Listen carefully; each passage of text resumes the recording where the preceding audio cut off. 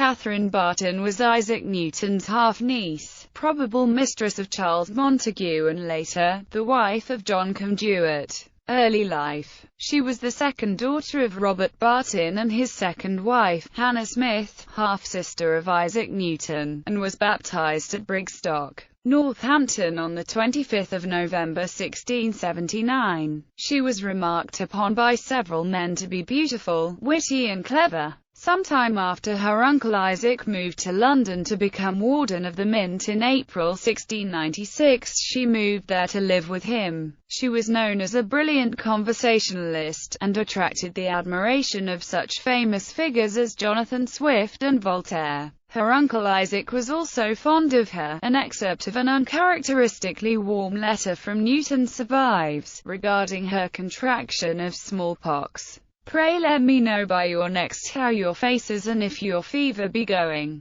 Perhaps warm milk from ye cow may help to abate it. I am your loving uncle, is. Newton. Voltaire insinuated that Newton's preferment to the Royal Mint was the result of her alleged affair with Charles Montagu. However, although it is true that Isaac was appointed under the patronage of Charles Montagu, it is clear that Catherine Barton came up to London and met Montagu after the appointment, not before. Relationship to Charles Montagu. Following the death of Charles Montagu's wife in 1698, Barton became his housekeeper and probably his mistress. There was much contemporary gossip on the subject, and thinly disguised accusations appeared in print. De la Rivière Manley's memoirs of 1710 featured a character called Bartica who was widely taken to represent Barton. Montagu, by then Earl of Halifax, died of an inflammation of the lungs in May 1715.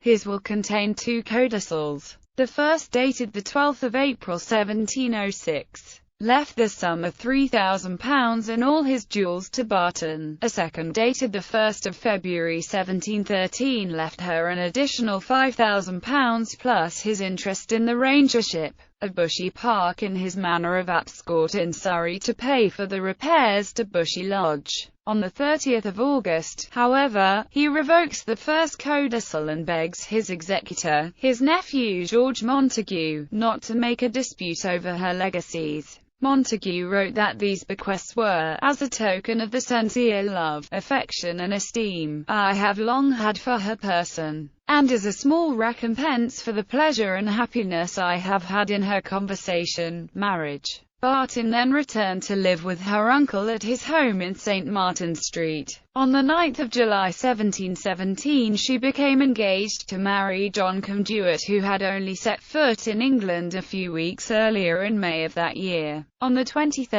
August they were issued a license to marry at St. Paul's Covent Garden, but actually married 3 days later at St. Martin in the Fields. The couple had one daughter, Catherine, born in 1721. Later life. The couple lived at Cranberry Park, near Winchester, towards the end of his life. Sir Isaac Newton took up residence at Cranberry with his niece and her husband until his death in 1727. Her husband John Conduitt died on 23 May 1737, she died in 1739 and was buried with her uncle and husband in Westminster Abbey. Their only daughter and heir Catherine married John Wallop, Viscount Lymington, the eldest son of the first Earl of Portsmouth, and their son, John Wallop, succeeded as second Earl of Portsmouth. In fiction. A fictional Barton has a small role in Neil Stephenson's novel The System of the World, the final installment in Stevenson's Baroque cycle. She also has a role in Philip Kerr's novel Dark Matter, The Private Life of Sir Isaac Newton.